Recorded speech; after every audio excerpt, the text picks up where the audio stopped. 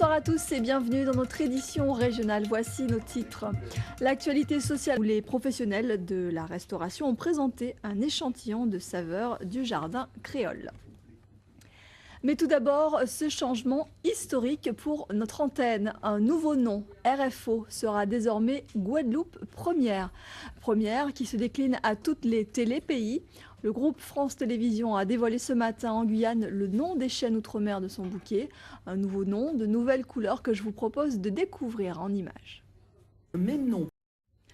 Voilà, nouvelle marque donc et nouvelle couleur pour votre chaîne, mais toujours un même objectif, la proximité. Je vous propose d'écouter le président de France Télévisions, Rémi Pflilin. Il était en Guyane ce midi. Écoutez-le.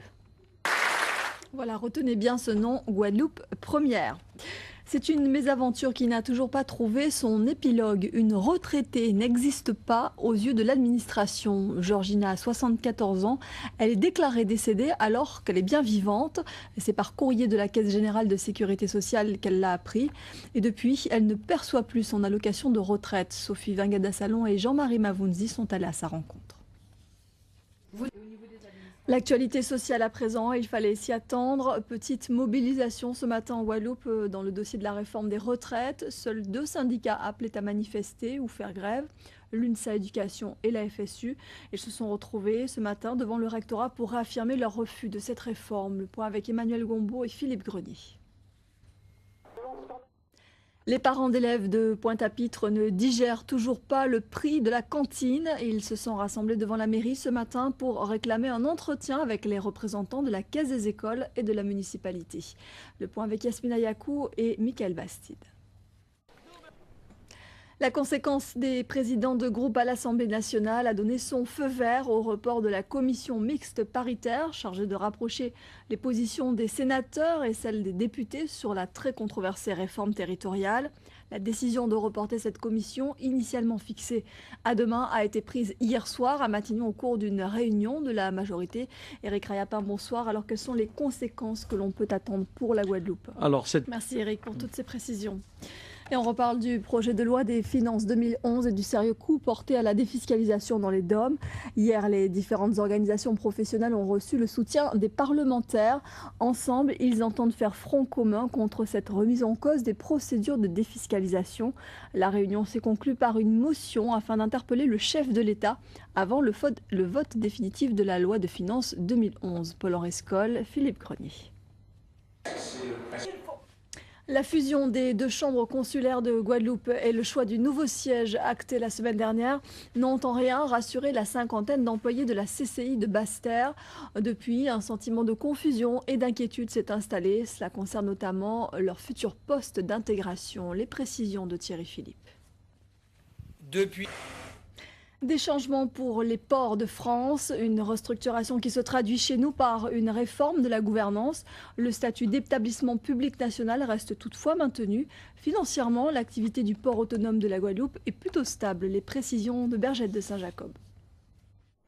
La délégation de Saint-Kitts et Nevis a poursuivi sa visite sur notre île aujourd'hui. Journée marquée par des rendez-vous politiques. La banane durable, un nouvel argument commercial pour les producteurs. Depuis le scandale de la pollution des sols au chlordécone, les acteurs de la filière ont dû revoir leur copie pour rassurer les consommateurs. Ils produisent désormais une banane différente et lancent une grande campagne de promotion destinée à mettre en avant leurs efforts en matière de développement durable. Anne-Elisabeth Philibert, Massimo Bulgarelli.